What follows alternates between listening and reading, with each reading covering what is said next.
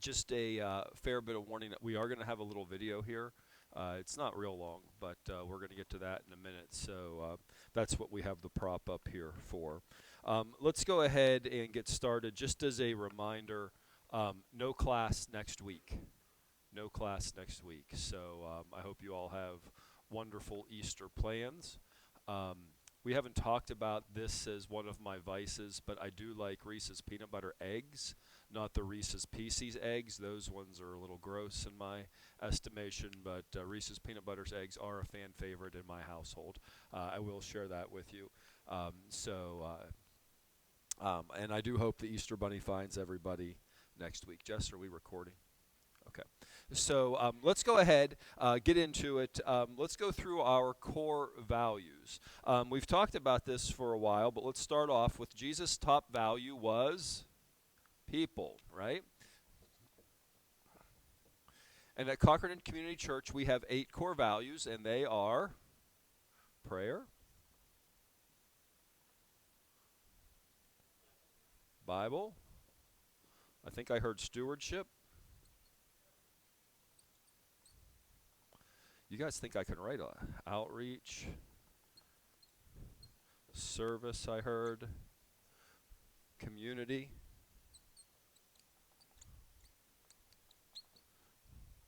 relevancy, and worship. And in this group, we have 2 core values, one of which is timeliness, and the other is growth. All right. So I just wanted to, let me ask you this. For those of you that have been here a while, did you ever think that these core values would roll off your tongue like this? I think that's just an amazing thing that you throw that out there and different voices from all over the room just sort of chime in with them. And I want you to know that does my heart good. I hope it does your heart good to hear that as well. I do have an interesting lesson here for you today, and it's one that I'm sort of excited to share with you for a number of reasons. One of which is that it's a timely lesson. Some of the scripture that we're going to look at this morning actually takes place during Holy Week, and there's a really important lesson here for us to learn in that. The other reason is that I'm excited for this is that it has the capacity, if you choose to really dig into this lesson, it has the capacity that it could make a significant change in your life. And I will tell you that whenever I first heard this lesson, or whenever I first started studying this lesson, it was something that I wasn't very good at. And I'm not going to tell you that I'm great at it now by any means. But I will tell you that I am better. I am better at this than I used to be. So we're going to start out here with a piece of wisdom, and this is motherly wisdom. So let me talk to the mothers here first. Mothers, you've probably had a close eye on your kids, and you've seen some of the people that they're hanging out with, and perhaps it makes you a little bit uncomfortable. Mothers, you know what I'm talking about? Fathers, you know what I'm talking about? Your kids are hanging around with some rambunctious children, and you say, you know what, this has the capacity to not really do the right thing. And a phrase that I would share that I would suggest that probably a lot of mothers have used is something along the lines of, if you show me your friends, I will show you your future. And if any of you can think of a time that maybe you've said that, maybe that hits a little close to home. And the truth is the people closest to us can have such a big impact on us. And when you think about why is that? How can that be? Why is it that the people closest to us can have the biggest impact on us? And it's because we can't know everything. We can't. We have some things that we just don't have a good view of, and the people close to us can help us get a better view of that. Sometimes we get focused in, and we can really be looking at something, and it can force us to miss something else. So, in light of that, I would like and because it was the Final Four, who stayed up late watching the Final Four last night? Just me. Okay, just me and Trace. Okay, stayed up late. And I won't get into my analysis because it really my opinion doesn't matter as much. But I'm going to show a video, and we're not going to, for those of you that ever view this on the recording, I'll put a link to the video. It's a YouTube video where you can watch it yourself just because of copyright stuff. I don't want to risk anything here. But I'm going to show you this video. Now, this video, men, is for you. Men, follow the directions that are on this video. Women, just watch the video. Just watch the video. There's going to be directions. Just ignore the directions. You just see what we have going on here.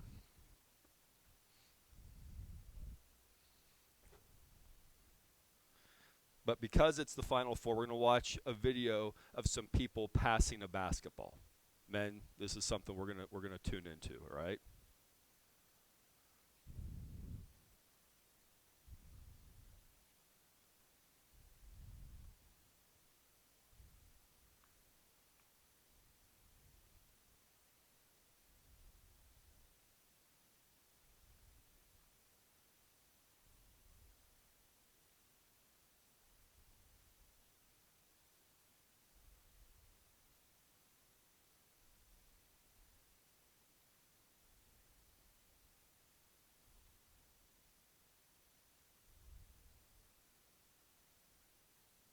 All right, men, how many passes? 14? Anybody else? 16?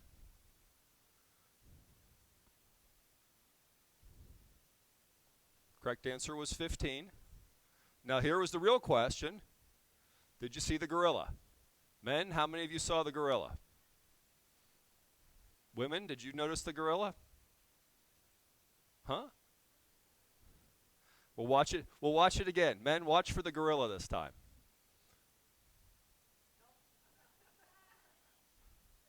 Look at that. They're passing the ball, and what happens? A gorilla comes in, beats his chest, and walks off. Right there under your nose. So if you ever want to watch this, it's called, you can search YouTube for the Selective Attention Test by Daniel Simons. This is just, I think it's a neat, I think I can turn this off. Maybe I can turn it off. I think it's just a neat thing, and it just sort of illustrates how you can really get locked in on something and miss things that are really obvious, right? You can get locked in. You can miss things that are just so obvious right under your. Sometimes they walk right in front of you. Sometimes they walk right in front of you. Now, I want to share with you another couple pieces of wisdom, and one is an old African proverb, and it reads something like this. It says, if you want to go fast, go alone, but if you want to go far, go together. And the reality is, in our world today, there are so many people going nowhere fast. So many people are going nowhere fast today. Now, consider how far you have come just by being in a group like this. By you being committed and being in a group, we're going together, and some of you can turn around and say, you know what, I may not like where I'm at right now, but I'm sure glad I'm not where I used to be. Does that resonate with anybody? You can look and you'd say, you know what, being involved in this small group has been so helpful. And why? It's because you're going together. Any one of us could buy the books, right? We all have access to the books. Like, I have so many books that I hope that whenever I walk by them, like, knowledge just jumps out into my head. It hasn't happened that way. Trace has thrown a book at me a time or two. That hasn't helped. But the reality of it is that we need to have some type of community to move together. We need to have that. Now, a couple of other pieces of wisdom that I would share with you is that none of us is as smart as all of us. That we all are able to see things. We all have different perspectives and opinions that make us collectively better. And that's what I'm very thankful for that in a group like this. And the last piece that I would give you is that whenever you're in a small group, you do not judge the group by what you get out of it. You judge the group by what you put into it. When you come to church, when you come to a lesson like this today, you're given a challenge, right? And you may leave today and say, I didn't get a whole lot out of that. Well, the question is, will you do something with what you got today? Will you take what you learned and do something with it? Will you put some application behind it? Because that is where the value is. And so I would encourage you to just to keep that in mind, that there's a lot of people that will say, oh, yeah, I heard that, it was great. Well, you know what? I didn't do anything with it. Well, that doesn't do you any good, and doesn't do anybody else any good. So anyway, today we are going to look at our next leadership principle. And the next leadership principle is called the law of the inner circle.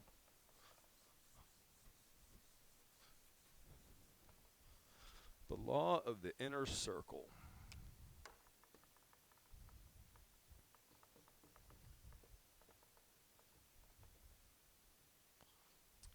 And the law of the inner circle states very simply that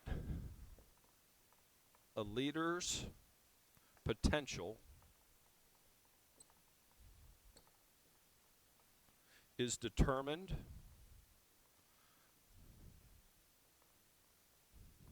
by those closest to him. Right?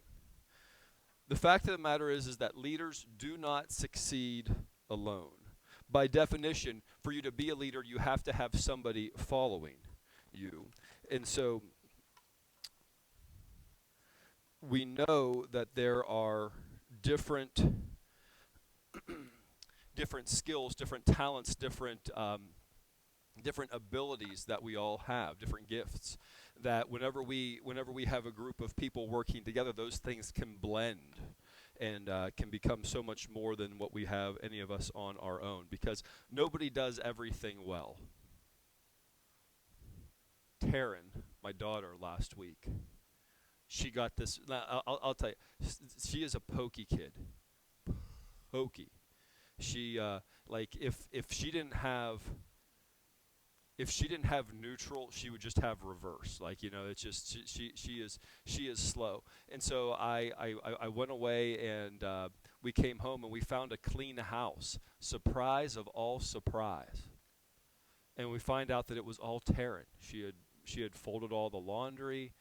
She had put stuff away. She had vacuumed. It was a wonderful thing to come home to. But you know what else she did? She made chocolate chip cookies. Who are my chocolate chip cookie fans out there? Oh, everybody. Everybody's a chocolate chip cookie. Not when Taryn made them last week, I'll tell you that. They were not good. They were not good at all.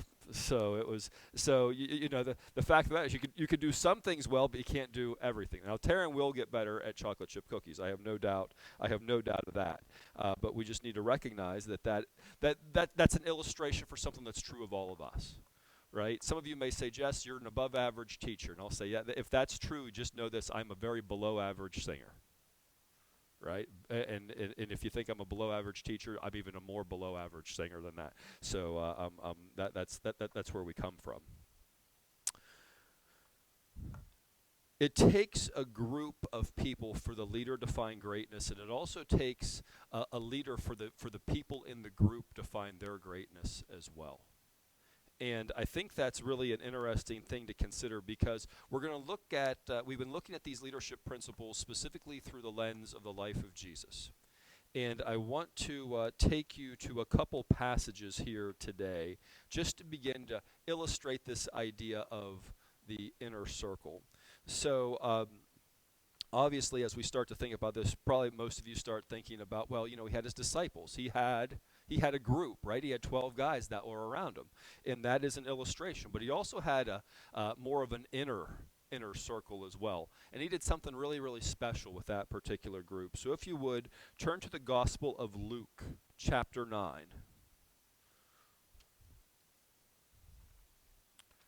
Luke chapter 9, we're going to look at verses 28 through 36. It reads, About 8 days after Jesus said this, he took Peter, John, and James with him and went up onto a mountain to pray. As he was praying, the appearance of his face changed, and his clothes became as bright as a flash of lightning.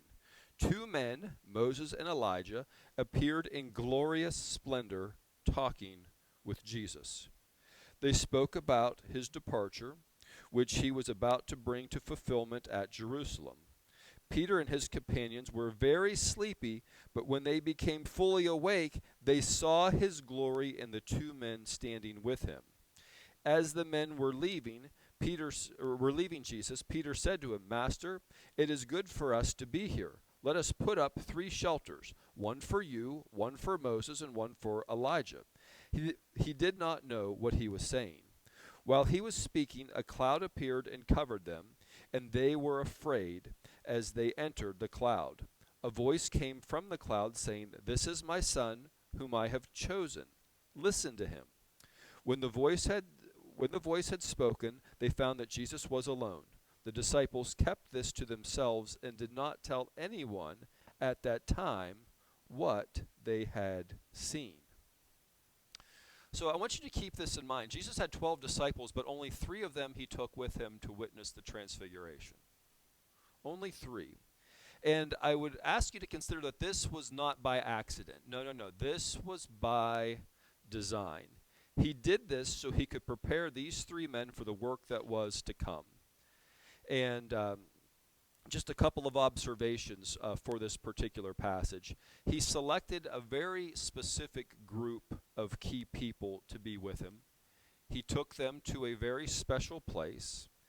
He did spend some time praying with them. Verse 29 says, as he was praying, the appearance of his face changed. It's important with our inner circle that we pray with our inner circle. This group of guys, they had a very unusual experience that provided a lasting memory. Like just put yourself in this scenario. Do you think you'd ever be able to forget this? I think this would probably knock your socks off. If you look at the very end of the story, it said that the disciples kept this to themselves and did not tell anyone at that time what they had seen. It was a secret. It was a story that they had in common. Do you know anybody like that when they get together they tell stories about, special time that they had together? I can think of that. I can think of going to camps and having time, or being on a team, right? You have special memories just in being in that particular group of individuals. So we see here that Jesus did some things to really invest in his inner circle. Now, we're going to turn ahead a few pages to the Gospel of John, chapter 17. Now, if we look at this, we're going to look at chapter 17, verses 11 through 26. Verses 11 through the end of the chapter. So here we've already had the Last Supper. We're in Holy Week. We've had the Last Supper. And now what they've decided to do is they're going to go over to the Mount of Olives for Jesus to pray in the garden. And now I want you to pay attention while we read this prayer as to what Jesus is praying for and who Jesus is praying for. So let's pick up chapter 17, verse 11. These are the words of Jesus. He says, "I will remain in the world no longer, but they are still in the world, and I am coming to you, Holy Father. Protect them by the power of your name, the name you gave me, so that they may be one as we are one. While I was with them, I protected them and kept them safe by that name you gave me. None has been lost except the one doomed to destruction, so that Scripture will be fulfilled. I am coming to you now, but I say these things while I am still in the world, so that they may have the full measure of my joy within them."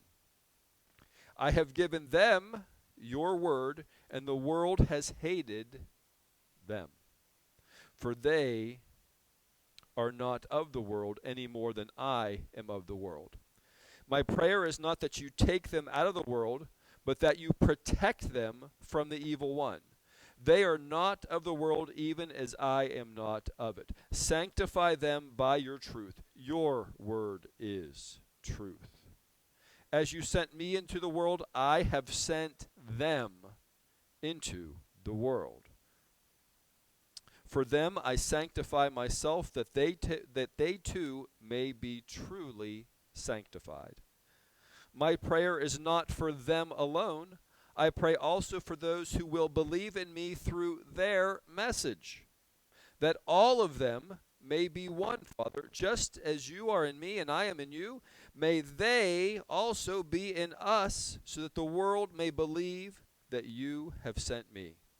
I have given them the glory that you gave me, that they may be one as we are one. In them, I in them, and you in me, so that they may be brought into complete unity. Then the world will know that you have sent me and have loved them, even as you have loved me. Father, I want those you have given me to be with me where I am, and to see my glory, the glory you have given me because you loved me before the creation of the world. Righteous Father, though the world does not know you, I know you, and they know that you have sent me. I have made you known to them, and will continue to make you known in order that they love you, in order that the love you have for me may be in them, and I myself may be in them. I'll tell you what, reading this passage is a little bit different when you look at the theys, the thems, and the theirs. I want you to think about this. Jesus has hours to live. Hours. He's under 24 hours to live. And what is he doing? He is praying for his inner circle. He's praying for the people that his inner circle will impact. And do not miss this. His inner circle impacts you and me. He was praying for us there as well. Don't miss that. Don't miss that. But when time was short, he didn't say, you know what, I think if I had a new sermon series, I think this may change the course of things. No. He was not launching some new initiative. He was very much praying for his people. In this particular passage, he prays for their faith. He prays for their fulfillment. He prays for their future. He prays for their faithfulness. He prays for their fruitfulness. He prays for their fellowship. And he prays that they have a sense of family amongst each other. That's an awful lot. An awful lot. That's so easy for me to say. An awful lot of focus that he has on his inner circle in his last hours. Now, there's an interesting side lesson to observe and learn here that we won't have, that's not really part of this law, but prayer is the chief task of the leader, because prayer keeps the leader focused. Prayer keeps the leader dependent on God. That's the tether that keeps you connected. Now, I want to contrast this. We're going to turn back several pages to the Gospel of Matthew, Matthew chapter 11. Now, if you go through the Gospel of Matthew, you're going to see in Matthew chapter 3 that Jesus has an encounter with John the Baptist, right? We know this is the story of Jesus being baptized by John in chapter 3. And John makes a big deal about, oh my goodness, I shouldn't be baptizing you. You should be baptizing me. And Jesus says, no, you need to baptize me. Now we're going to turn ahead to the Gospel of Matthew to chapter 11. At this point, John has been arrested. John is in jail. And he gets some visitors, and he has a very interesting question that he asks his visitors. So I'm going to ask you to read John chapter 11, verses 2 and 3 with me. It reads, "When John, who was in prison, heard about the deeds of the Messiah, he sent his disciples to ask him, 'Are you the one who is to come, or should we expect someone else?'" What does that sound like? That sounds to me like John the Baptist had a little bit of doubt. John the Baptist, who had baptized Jesus a few chapters before, he now is cut off from his inner circle. He is in jail. And you could even suggest that while he was in jail, he had a different inner circle, right? He's hanging out with the other guys in jail. Where are they pointing out? What type of influence are they having on him? Important lesson to learn here. When John the Baptist is cut off from his inner circle, he loses perspective. When he lost his perspective, it prompted him to question Jesus' identity. And I want to ask you this. This is just something to consider. Could separation and blind spots cause other people to doubt also? Could blind spots impact somebody else's faith? And I would suggest to you that the answer to that is yes. Cut yourself off, you may not be able to see much. Your blind spots will become very, very obvious. Now, I don't do this very often, but I would ask if you would turn to the book of Proverbs, chapter 11. A very good piece of wisdom here as we look at this particular topic today. Solomon gives us in Proverbs chapter 11, verse 14, it reads, "For a lack of guidance a nation fails, but victory is won through many advisors." Victory is won through many advisors. Solomon is telling us all that we need an inner circle. We need advisors. But just like Mom told you, you need to pick your inner circle well. They can make you or they can break you. So I want you to take a moment now and I want you to think about your inner circle. I want you to think about those people who are closest to you.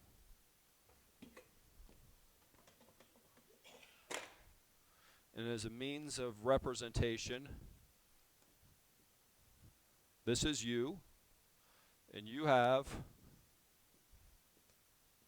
people around you, right? This is your inner circle, right? You have some number. Now, I would tell you this. Doing this exercise was very, very humbling for me because whenever I lost my eraser. Whenever I first did this exercise, I decided that my inner circle looked something like this. It was something like this. My inner circle was largely Trace for a long time. Largely Trace for the same time. And she'll tell you that I wasn't very much fun to have in the inner circle. You know, she can see my blind spots so well. So well. Don't ask her. We don't have enough time for her to go into the whole length, but I've got a lot of them. A lot of shortcomings, a lot of things that I struggle with. She sees them. And you know what she used to do? She used to say, "Jess, I got a book that I think you would really like. I think I got a book that would help you." And she would give me the book, and I would take that book, and I would put that book down, and I wouldn't touch it again. And then she got smarter, and she got the book, and she said, "Jess, there's a really important chapter in this book. I think you'd probably get something out of it if you just read it." And she'd give me the book, open to the chapter, and I would shut the book and I would set it down.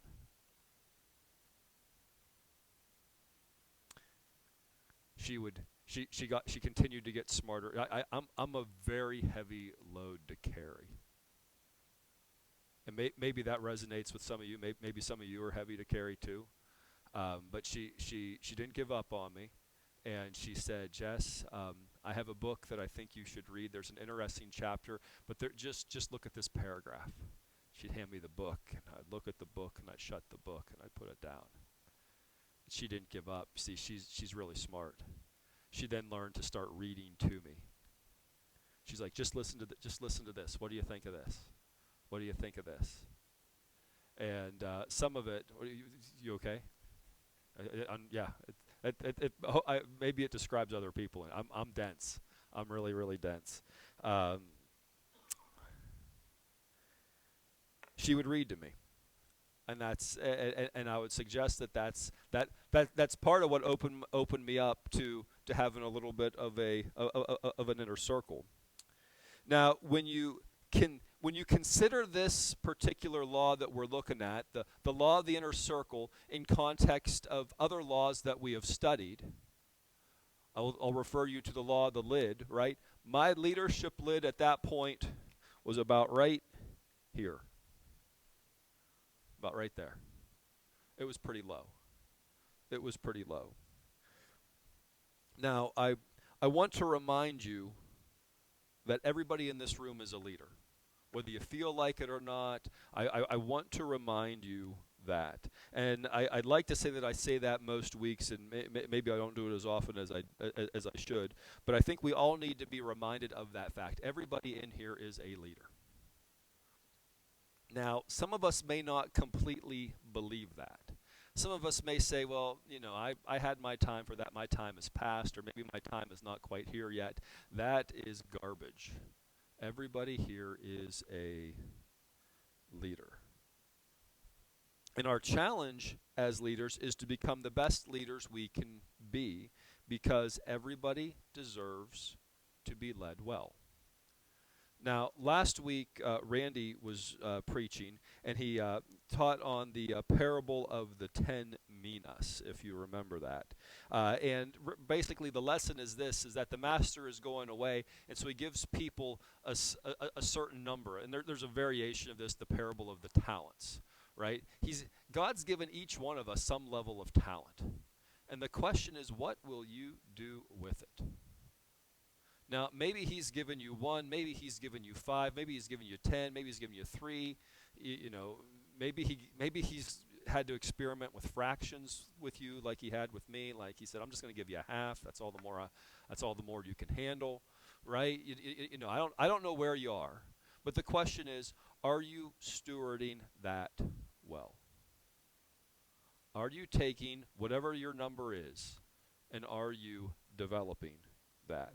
And I'm going to tell you, it becomes a lot easier to develop when you start to bring other people around you. Because now, when I have people that can look out in all these different directions, and better yet, when I can communicate with them, listen to them, value their opinion, you know what happens to my blind spots? My blind spots get significantly less. They get significantly less.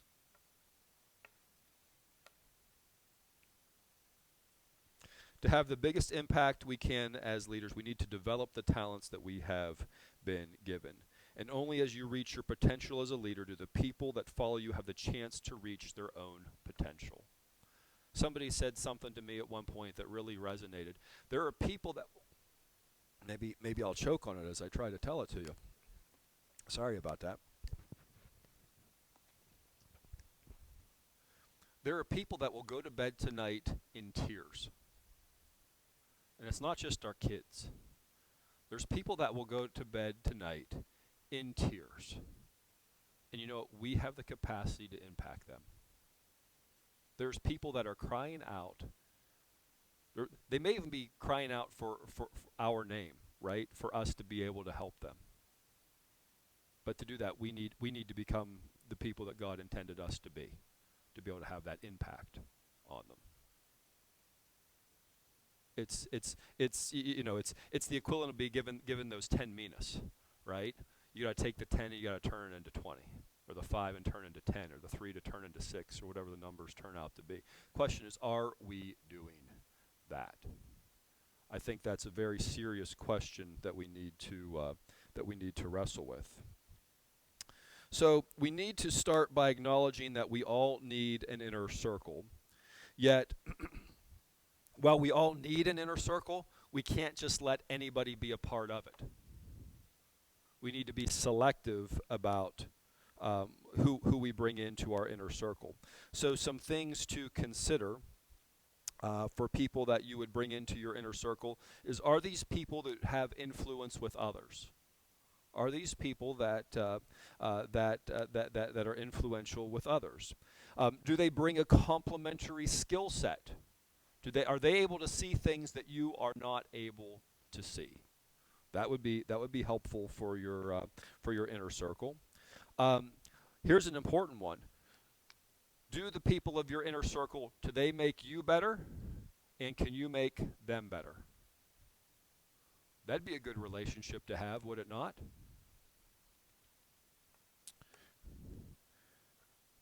We could spend a lot of time just on this concept in and of itself, but this is a concept that goes way back to the Garden of Eden. God creates man, puts Adam in the garden. He says, "Oh my goodness, this guy has blind spots." This is my paraphrase, right? This guy has blind spots. He needs a helper.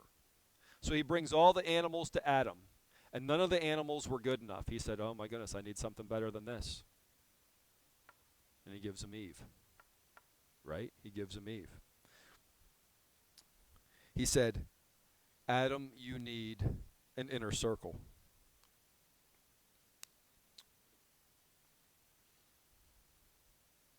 And I would suggest to you that perhaps the most foundational inner circle you have is your spouse. So be sure to add value to your inner circle. So you may have one member of your inner circle that's your spouse. You may have somebody who is your, I don't know, your banker. You may have somebody who's your lawyer. You may have somebody who's your Sunday school teacher, right? You may have somebody who is your doctor, right? You may have somebody who is your personal trainer. Fill in the blank, right? You can come up with all those different areas. But this is what I want to encourage you to not overlook. Give value before you get it. Give value first. Give value first. Add to other people first. Do all that you can. Now, what you give, the plus that you give may be very, very small in light of the plus that you get back. But always look to add value to people. Jesus' core value, he valued people. He valued people. Fourth one I had on this list for things to look for in your inner circle. Number one was, do they have high influence? Number two, do they have a complementary gift? Number three, do they add value? Number four, do they positively impact the other people in your circle? So you want these folks to be connected as well. And I want you just to think of how strong this unit can be when they're all connected. Right? This is some representation of Jesus and his disciples. I don't know that I have enough circles up there, but there is something. And what was Jesus praying for in the garden? He was praying for his disciples to have unity. There's going to be hard stuff coming at them. There's going to be hard stuff coming, and he said he wanted them to have unity. May they be one just as you and I are one, Father. Now, I'll tell you this, you will eventually find the right size for your inner circle. It may start at just one person, but it will expand. I don't know that I have a right or a best number of people for you to have in your inner circle. It will depend on your particular situation. But I would also point this out, the same way that Jesus also had like an inner circle. He had Peter and James and John. You may have something that looks a little bit different like that. I just share that for some consideration. But I would also offer this. Keep in mind that your inner circle is not static. It's not static. There will be people that come and go. There will be some people that will serve in your inner circle for a while, and then it'll be time for them to move on. Like you have an inner circle when you go through school, right? You have your teachers, right? And they help you along, but eventually you go and you do something else. This I would link to when we looked at the law of respect a few weeks ago. Right, the law of respect. As you improve, you'll want other people in your inner circle. Some people may serve you for a long time, others may serve you for just a short period of time, and in both instances, that's fine. That's fine. It's okay to have an inner circle, somebody in your inner circle just for a time. Now, I would tell you without question today that my inner circle is much bigger today than what it was 10 years ago. And I will often refer to the members of my inner circle as my mentors. My mentors are the one that help show me the way, right? They help me figure out those particular things. They challenge my perspectives. Many times they will challenge my limiting beliefs, and I do have a bunch of them. I have a number of limiting beliefs. Some of my mentors have been there for a long time. Some of them were there for a short time. I had one mentor, and I would suggest his goal was just essentially to get me started. He got me started, and then he sort of faded away. But you will have others that will keep you going and going and going. I would tell you this, my inner circle has never all been in the same place at the same time. I don't know that that's necessary. But I would tell you this, my mentors are, for the most part, a phone call away. So I share that with you just for some perspective, that this is such a key thing to understand in our leadership and in our lives, that it doesn't have to be overly complicated, but you do need to have people to lean on, and I'll just extempore. Let me give you a little bonus here. The devil has a very basic playbook, right? And the first thing he does is he tries to divide you. He tries to separate you, right? And so the more people that you can have together, the harder it is to separate. Keep that in mind. There's a lot of people that feel really, really lonely. Devil's happy whenever you feel lonely. You want to develop and upgrade your inner circle as much as you can. Why? Because you want to lead people to develop and maximize their potential. I mean, just think of this. If each one of these circles gets a lot bigger, what does that do for you? Right? Each one of these gets a lot bigger. Your 5 becomes 10, your 10 becomes 20. Boom. Now this is obviously a highly artistic way of representing it, but I hope that illustration does resonate with you to some degree. One of the things that we'll have to do in our leadership is we're going to have to be able to pass off responsibilities. We have a lot of people that are to help us see things, but we still are limited by 24 hours in the day. And there's still, does anybody else have a lot of things on their list to do, and at the end of the day you still have a pretty big to-do list? Are there days that at the end of the day your to-do list is actually longer than when you started? And so there's part of our leadership which is on delegation. We're going to talk about that the next time we get together, which, just as an aside, is not next week, because next week we're eating Reese's peanut butter eggs. It'll be the week after. The week after we're going to get together, we're going to talk about that. Jesus gives us a model for that. We're going to get together, we're going to look at that. So let me just give you a couple of things to consider here as we wrap up. The challenge we face in leadership is never the size of the task in front of us. The challenge that we have in leadership is never the size of the task. The question is, do we have enough people to help us lift the task? We're able to get that as we develop our circles. So a couple of questions for your consideration. Who is in your inner circle? Take some time and think about who are those people. Then you need to ask yourself this question: should they be there? Should this person be in my inner circle? Because some of us have some I think it's bad hombre. Is that the right? Oh, don't look at you. Don't look at you. You don't speak Spanish. So some of us don't have the right people in our inner circle. There may be some people that you need to remove from your inner circle. You may need to replace. You may need to upgrade. You may look at this inner circle and you say, you know what? I'll ask the people in my inner circle what my blind spots are, and they could tell you, and it's going to be very obvious to them. Your blind spot is this, this, this, this, this, and that'll give you that'll help you see, okay, where do I need to help myself out with? Who do I need for my inner circle? You may need to ask. You may need to ask someone to find somebody for your inner circle. Hey, you know what? I really need somebody that can help me with fill in the blank.